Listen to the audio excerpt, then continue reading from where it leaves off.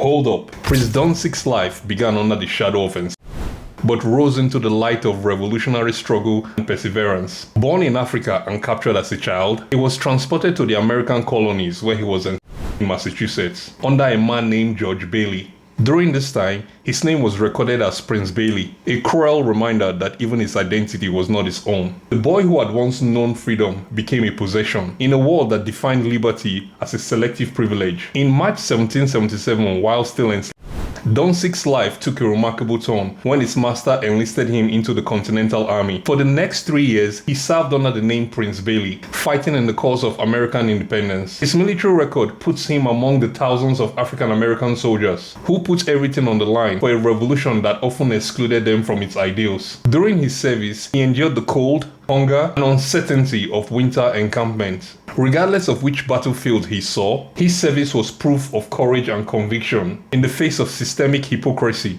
By March 1780, Dunsick was discharged from duty at West Point, New York. He returned to Massachusetts, where he began building a life of his own choosing. On October 10, 1780, he married Hannah Venison in Hanover, Massachusetts, a quiet act of personal freedom in a nation still debating the meaning of the word as it pertains to him. The couple later moved to Leeds, Maine, where they would live out their remaining years together. Though life after war was rarely easy for veterans, it was especially hard for black soldiers, many of whom received neither recognition nor adequate compensation for their service. In 1819, he applied for a pension for his military service, but his application was denied. He persevered and he paid off eventually when he was granted a modest pension of $8 per month. Barely enough to live on, but symbolic of long overdue acknowledgement. In 1835, the state of Maine awarded him a bounty of 200 acres of land, an uncommon gesture of restitution during that era. He lived on this land until his passing on February 9, 1838. His grave and records remain as lasting evidence of a man who fought for a freedom larger than the one he was given. Freedom, as noble as it sounds, in speeches and documents, demands constant reaffirmation and shared commitment to enforce and uphold.